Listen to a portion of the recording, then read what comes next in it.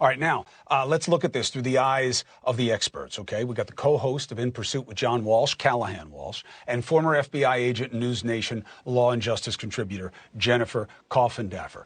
It's very interesting, guys, that to the extent that he has resources, he found a way to shave, he found a way to get some clothes, but not a complete change of clothes. Jennifer, I'll start with you. What does it mean that he's still wearing prison pants and shoes? Well, my understanding is that the sweatshirt that he had was in the milk truck. So that's what he donned, when he found that. So he's really still in his prison garb. What it tells me, Chris, is I don't think he has a lot of outside help. I think at this point, he's an amazing survivalist. He's very resourceful, and he's breaking in and he's taking where it is needed to supply him with food, water, and clothing. Although, Callahan, he's taking risks. He's going to people's houses. He knows he's getting captured on Ring camera. He's asking for help. He's getting turned away. We have an interview that we're waiting on with his roommate. I spoke to him on the phone today. He's going to be on TV with us right now. He got pulled away by the police just now. They want to interrogate him. Is he one of the people that Cavalcante went to for help? I don't think so, because he didn't mention it to me when we were talking, although he did say he was worried about people implicating him in this situation, that, he doesn't have anything to do with it. He doesn't want anything to do with it. So it'll be interesting to hear what he says if he gets freed up during the show about what the police wanted. The idea that he's getting turned away, it's interesting. The marshal said to me, Callahan, yeah, we weren't able to figure out anything about his motive. You would think that if he was asking people for help, he would have been asking for what kind of help because of what he wanted to do, no?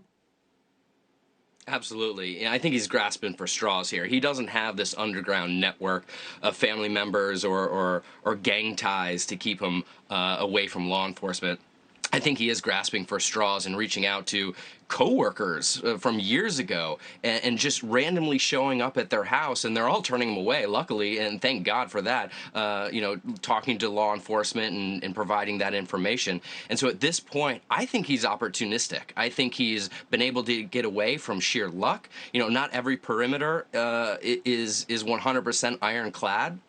I think he's been lucky to get around the perimeter that initially law enforcement set up. I know the U.S. Marshals are the best manhunters in the game. I think it's just a matter of time until this guy has got caught. There's only so many more places he can go to at this point.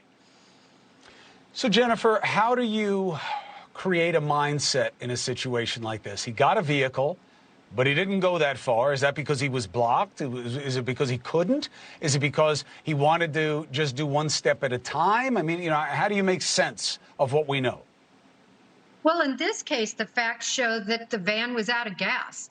So he took it someplace that wouldn't have a lot of cameras, that wasn't public, and he ditched it, which put him back on foot. But my question is, the issue was that the Ring camera incident was reported to local authorities, and it took hours for those local authorities to somehow get the information to the command post staff. Hey, thank you for watching.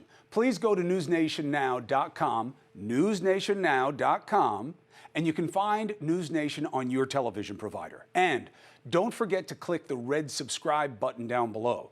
Then you will get more of NewsNation's fact-driven coverage.